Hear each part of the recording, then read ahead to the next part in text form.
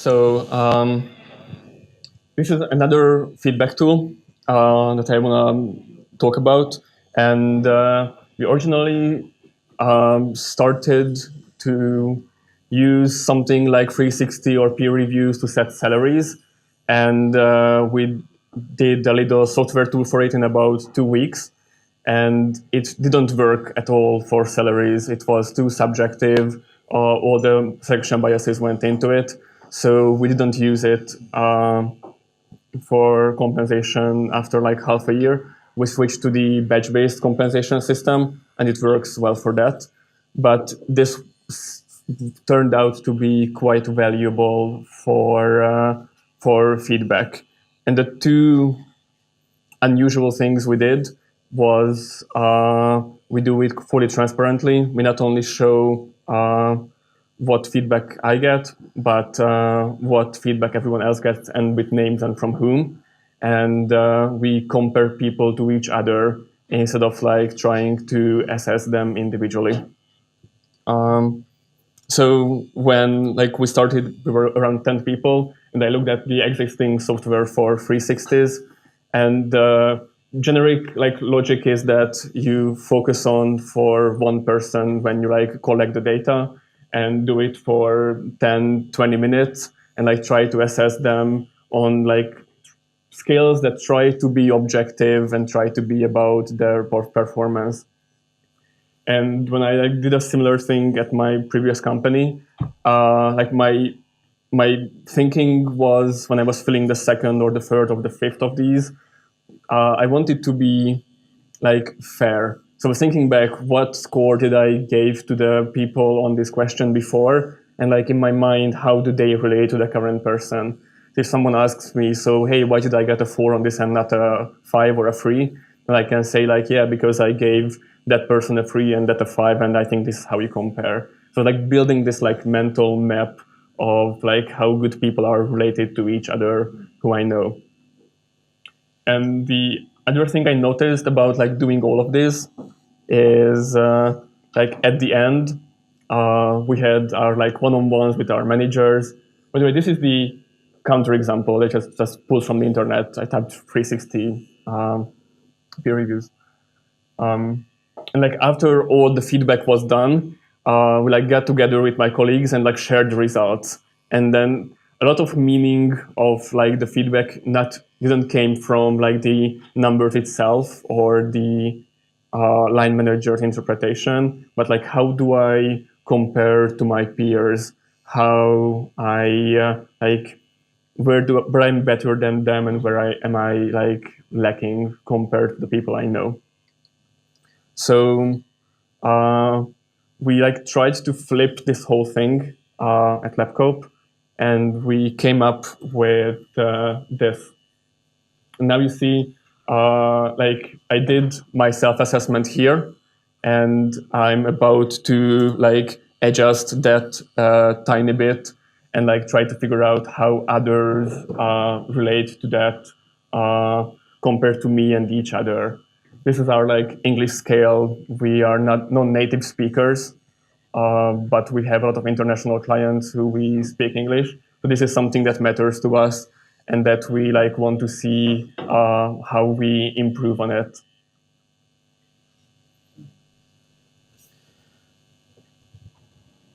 Yep. Yes, I have notes. And like the process how we do this is yeah, Eric is a native speaker, so like I don't really know what's like above I can speak fluently, but like there's something there.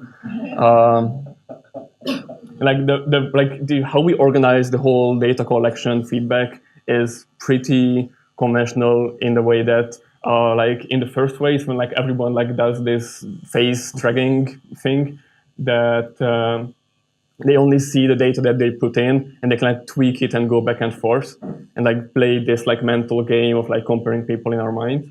But you don't see anyone else's. We try to be like get everyone's perceptions as purely or as honestly as we can and avoid any extra like biases or anchoring things.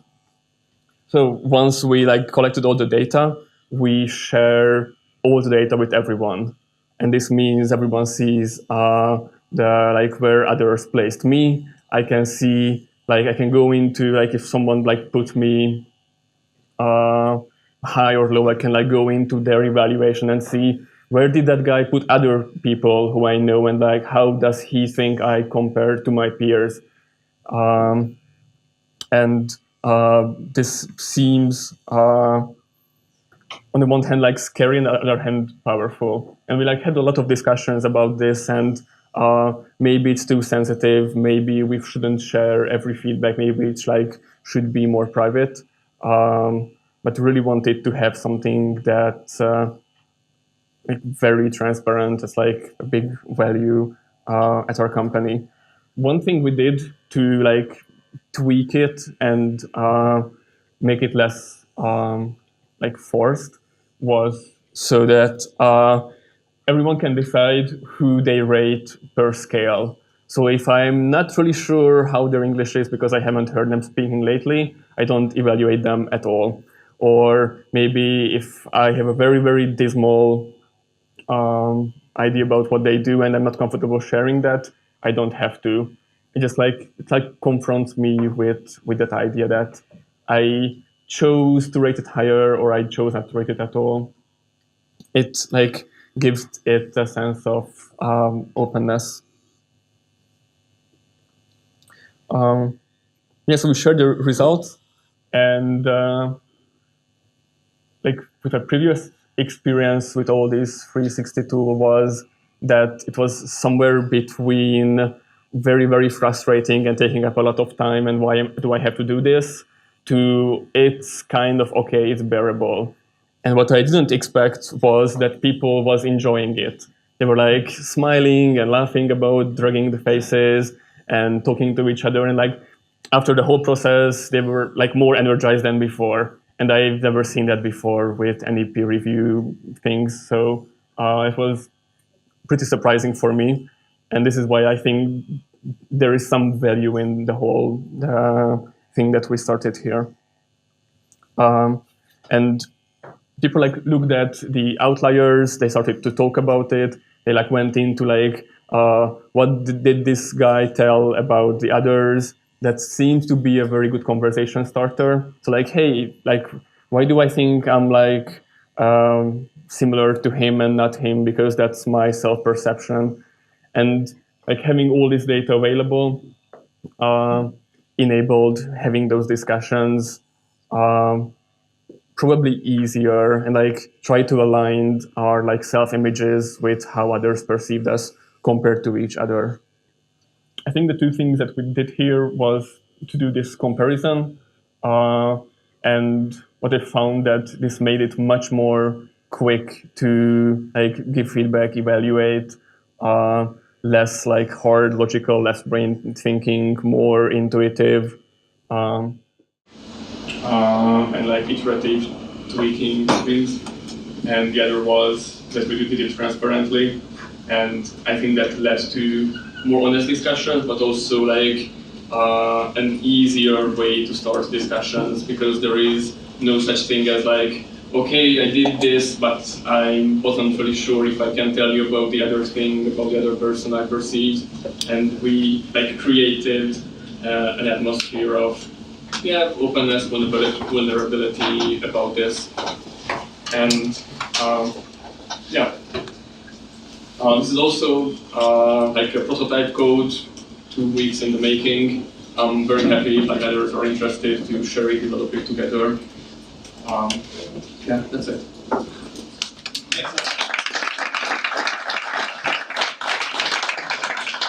The question is, I think I heard you say that it's easier and more fun for people giving the feedback. What about the other side, the people receiving it? Have you gotten feedback? Have you gotten information on how that is to receive it in such a public way? What we tried, we did this with a couple of times now, and I haven't heard back that, it was very, very painful. And I think the way we did this is that we started small and with a few questions, and then added more slowly. And what I was like afraid that would happen is that if like someone get like very low scores on something, it would be like very hurtful and oh, it's like triggering this like public shame. And that didn't happen. There wasn't any like huge surprises that came out of this. And I think it's a risk in this, and we decided to take that. And we had a pretty like open discussion culture already about these things. And it's just like triggered like more refined things and like smaller adjustments and just smaller surprises. And I wouldn't use this if I believe that this would contain very big surprises for people. Go ahead. Yeah, three quick questions. Can you customize the skills? Can you query people?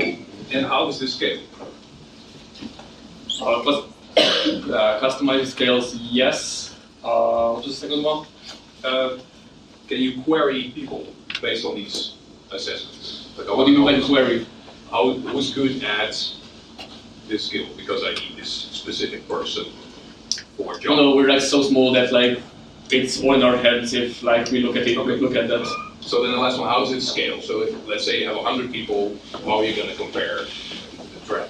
Yeah, what we started to do is like before we like fill the whole thing, we asked people like who would you like to have feedback from, and like who like you seem to work together, and like that kind of like pre-filters it so you don't have to do it with 20, 40 people. And I think that we could like implement more of that into the software and like pre-filter the top box with the people who are like relevant to you. I have a question and maybe a proposal. Mm-hmm. 4 years ago, I was in a summer camp when we done an experiment with 500 students about feedback methodology. 360, yes, this is the Russian version. And we got a very bad result. That community become very toxic after 1 month. Because of, as people said, because of people didn't know how to give a feedback. Mm-hmm. It was not just a skill, it was more than a skill, some concept.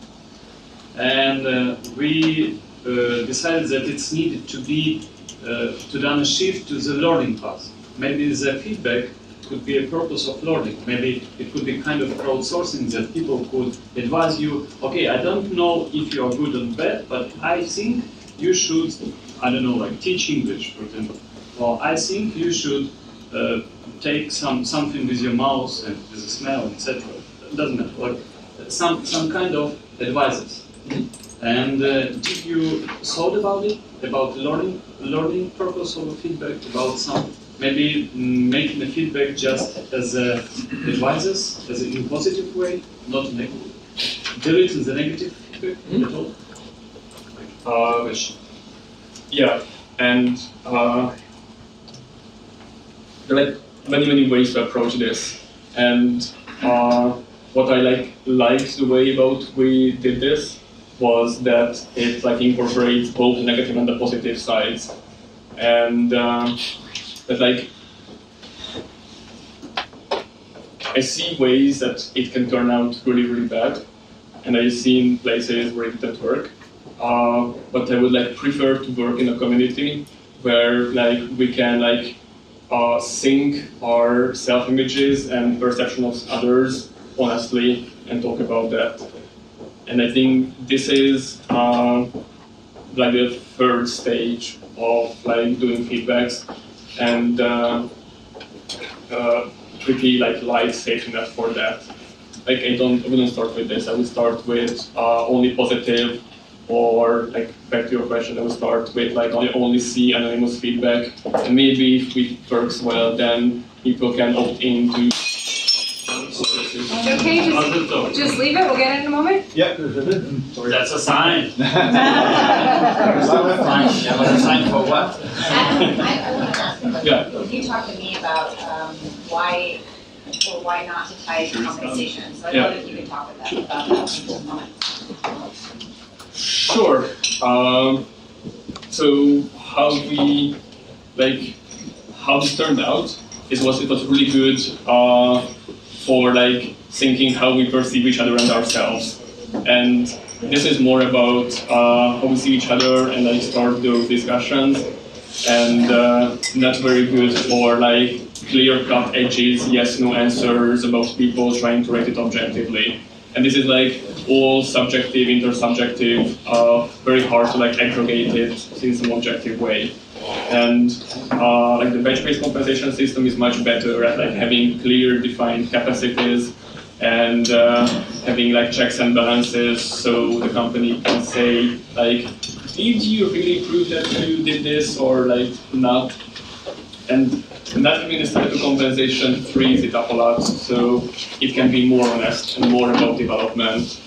And I think that's something that we learned that as people figured out the system and how it was tied to compensation, they were like thinking, so if I'm honest with you here, then that means that you probably will earn less. And we wanted to avoid that and wanted to like focus this on this honest feedback and learning. And one surprising thing that came out of this was it's not so much about the individual person. Like now we judge you and we know the truth about you. It's more about the relationship. And it's like, oh, we have a trust issue here because I don't trust that you can do this well, and other people trust that. So we have something to work out together here. And like this was one of the mind shifts that happened lately, that this is more about the relationship and less about the individuals independently. Thank you, we have time for one more. Marco. I like the system and getting feedback actually and stimulating personal growth, because I think that's the objective. Has, I think, two ways. One way is to start very hard working on yourself and trying to be fluent in English. The other way is, if it's about talent, sometimes you have to try not to try. I don't know if you know that expression. Sometimes talent is something which has to shape itself. And what I see in your approach is that there is an element of comparison. And for me, that can get really in the way of achieving personal growth, like the second way. It kind of stimulates the ego to compete. How do you do with that? I can like give you my like personal reaction to this, and that is that I feel much more okay at being bad at something if we understand that I'm bad at that and we're okay with that. If I don't know that we share that knowledge that I'm bad at that and it's okay, that I'm much more trying to cover it up and like try to struggle with it. So like for me, this gives freedom and like, yeah, we know that I suck at this and this is okay. And if we can have the discussion, then like I can like show up more as myself. And like this is not type of compensation. This is not like, yes, you need to be at the maximum of every one of these. This is like more this like social reflection on each other. Thank you so much.